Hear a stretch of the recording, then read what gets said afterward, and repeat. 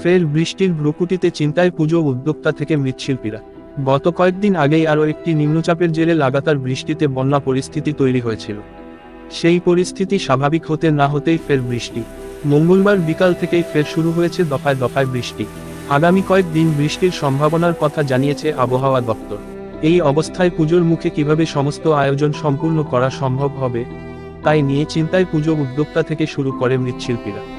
মৃৎশিল্পীদের দাবি, লাগাতার বৃষ্টি এবং মেঘলা আকাশের কারণে প্রতিমার মাটি বা রঙের কাজ শুকানোতে সমস্যায় পড়তে হচ্ছে।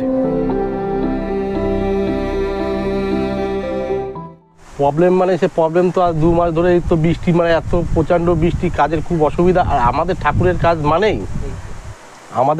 কাজ মানেই আপনার হচ্ছে সব কিছু ঘরের ভেতরে হয় না, বাইরেও করতে হয়, রৌদ্র শুকাতে দিতে হয়। এমার্জেন্সি এসব হচ্ছে ডেট বাই ডেট দিতেই হবে।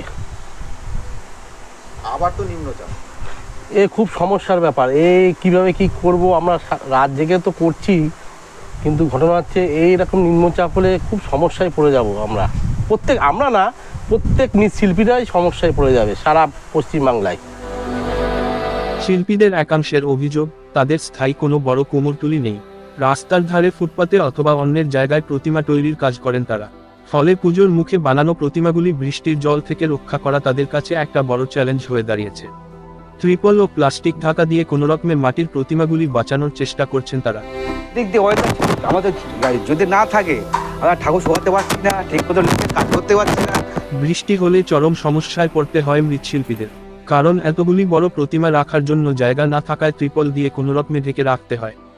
বৃষ্টি ও মেঘলা আকাশের কারণে প্রতিমার রঙের কাজ শুকাতে চায় না। চরম সমস্যার মধ্যে রয়েছে মৃৎশিল্পীরা। তারা বলেন, জানি না পুজোর আগে এত কম সময়ের মধ্যে কিভাবে প্রতিমার কাজ শেষ করে উদ্যোক্তাদের হাতে তুলে দেব। তবে তারা এও বলেন, রাত দিন খেটে মা উমাকে বাপের বাড়িতে পাঠাবেনি। ব্যুরো রিপোর্ট, এই খবর।